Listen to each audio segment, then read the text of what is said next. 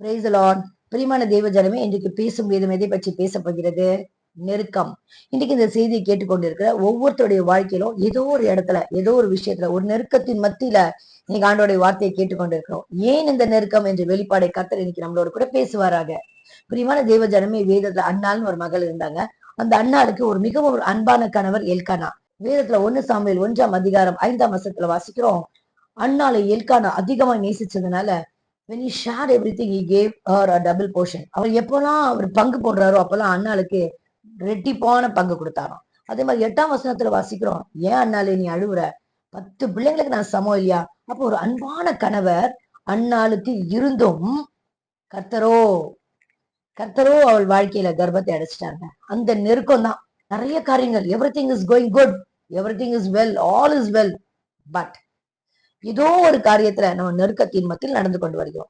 வியாபாரங்களா இருக்கலாம், நம்முடைய கைகளின் பிரயாசம் அடைக்கப்பட்டிருக்கலாம், கஷ்டம், கடன், உபத்திரவம் இல்லாமையில நடந்து போயிருக்கலாம், நம்ம பிள்ளைகளுடைய காரியங்களை சில காரியங்கள் அடைபட்டிருக்கலாம், தாமதமா ஆயிக்கொண்டிருக்கலாம், புதிய வியாதி நம்மளை பலவீனப்படுத்தி கொண்டிருக்கலாம், குடும்ப சூழ்நிலைகள், நம்முடைய ஊழியம், ஏதோ ஒரு காரியத்துல இன்னைக்கு நம்ம நெருக்கப்பட்டு இன்னைக்கு ஆண்டவருடைய வார்த்தையை ஏன் ஆண்டவரே அப்படின்னு கேட்கும் போது, அண்ணால் அந்த உபத்திரம் இருந்ததுனாலதான், அந்த நெருக்கம் இருந்ததுனாலதான் தெய்வ வல்லமை அவள் கணவராகிய எல்கானா மேல பாயலங்க, வெளிநாள் மேல பாயல, அவங்க கிட்ட இருந்த பிள்ளைங்க மேல பாயல. ஆனால் ஆண்டவர் அடைத்து வைத்திருந்த அந்த கர்ப்பத்தின் மேல் கர்த்தருடைய வல்லமை கடந்து போனதுனால்தான் she received a beautiful and a blessed son Samuel. அந்த சாமுவேல் இஸ்ரவேல் ஜனங்களுக்கு ஒரு தீர்க்கதரிசியாய் தான் முதல் பெயர் சபா வரை அவரை போல ஒரு தீர்க்கதரிசி அதுக்கு முன்பாகவும் இல்லையா, அதுக்கப்புறமாவும் இல்லையா. இன்றைக்கு நம்ம வாழ்க்கையில இருக்கிற குறைவுகள் மீதாக தெய்வ வல்லமை கடந்து போகட்டும். இன்றைக்கு நம்ம வாழ்க்கையில பிள்ளைகள் காரியங்களை தடைப்பட்டிருக்கிற காரியங்கள் மேல் தெய்வ வல்லமை கடந்து போகட்டும். இன்னைக்கு நம்ம சரீரத்துல இருக்கிற பலவீனங்கள் மேலாக தெய்வனுடைய வல்லமை கடந்து போகட்டும்.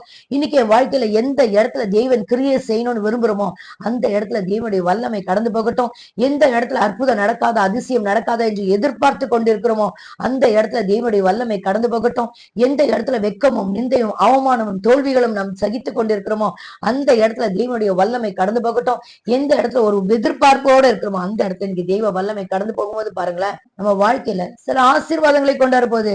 அது சாதாரணமான காரியங்கள் இல்ல, அசாதாரணமான காரியங்களை